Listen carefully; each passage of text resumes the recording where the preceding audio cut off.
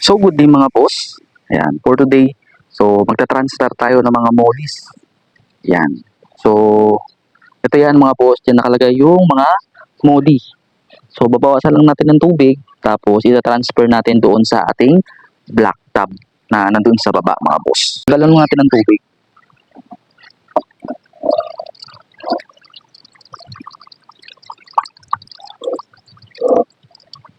Ayan.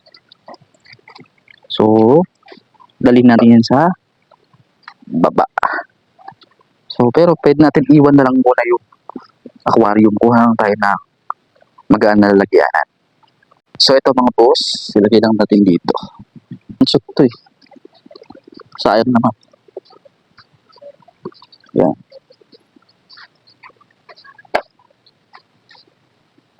So, ilagay natin sa baba.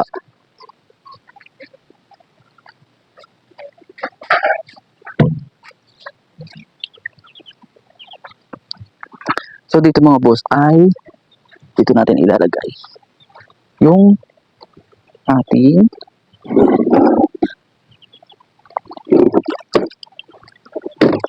mga molds. So, ito wala na masyadong laman to. Kasi dito dati ay ang nakalagay dito ay mga magna dump niya. So, ngayon wala na. So, dito natin ilalagay yan. So, sorry dahil hindi natin acclimate yan. So, dyan na natin ilagay. Short body dito na glass belly.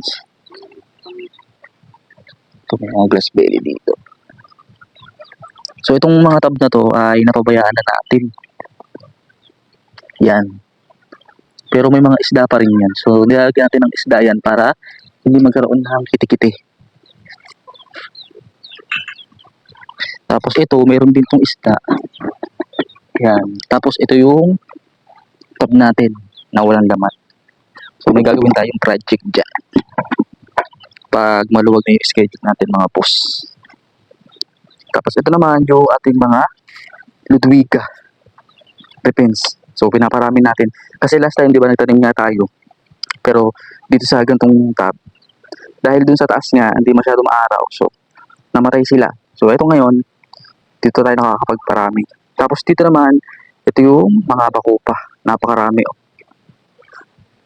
Yan. So, may mga lupa-lupa pa tayo dito na available. So, pagkatamnan natin ng mga aquatic yan.